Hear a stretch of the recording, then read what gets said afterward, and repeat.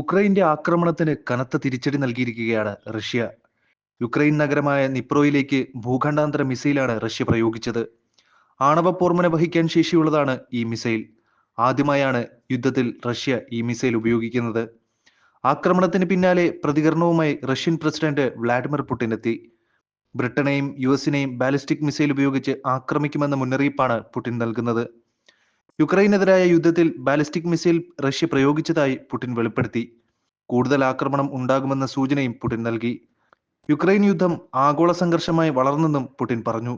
Russian citizens and our friends around the world, as well as those who still nurture illusions that a strategic defeat can be inflicted against Russia, about events that are happening in the special military operation zone. I'm talking about what happened in the wake of long-range Western weapons being used in the special military operation zone. As a result of the escalation, in the United States and their NATO allies said that they give their permission to use long-range weapons against targets inside Russia. Experts know fully well, and the Russian side has underscored this time and again, that using such weapons without the direct involvement of military operators from manufacturing countries is impossible. On November the 19th, 6 ATACMS missiles manufactured in the US were used, and on the 21st, a combined attack using Storm Shadow manufactured in the UK and missiles manufactured in the US were used to attack missile targets in the Bryansk and Kursk regions of the Russian Federation. Starting from that point, as we have underscored many times, the regional conflict in Ukraine, provoked by the West, acquired a global character. Our anti-missile systems countered those attacks. As a result, the targets and objectives set by the enemy were not achieved.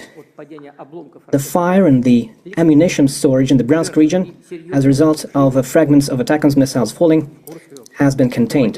No victims. In the Kursk region, one of the command and control centers of our Sever group was attacked.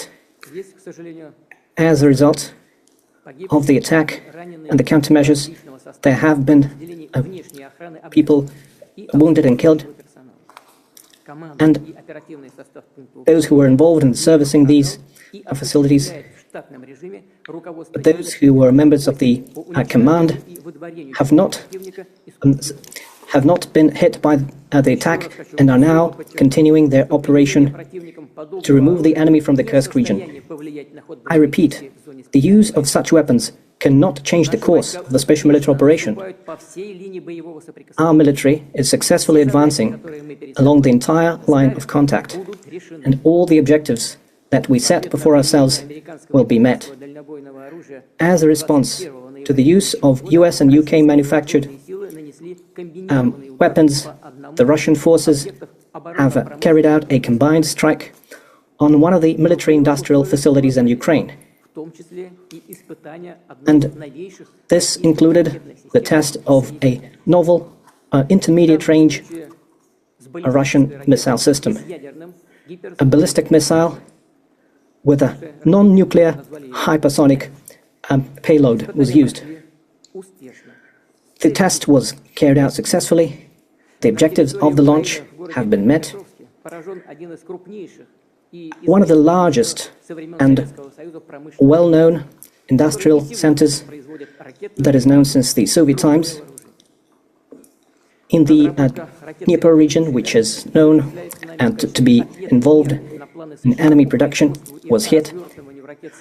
And further, plans are being made in Europe and the Asia-Pacific to deploy weapons and missiles, and we believe it is a mistake on the part of the United States to destroy the system that was established by the Missile Treaty in 2019. We see that the United States and their allies are now considering and has successfully tested their capabilities to deploy advanced missile systems in different parts of the world, and their exercises routinely include the use of such weapons. Russia has unilaterally refused to deploy intermediate and small-range missiles until we see similar weapons deployed by the United States in a region of the world. The use of the novel system, which was essentially an operational test, was carried out in response to the decisions made by the United States and their allies. And the further actions will be considered and decided based on what we see from them. The further course of action will be determined based on the threats to the security of the Russian Federation.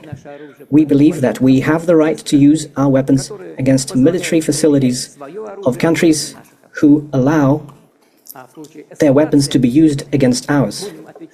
And in case of an escalation, we will act as decisively in a mirror fashion.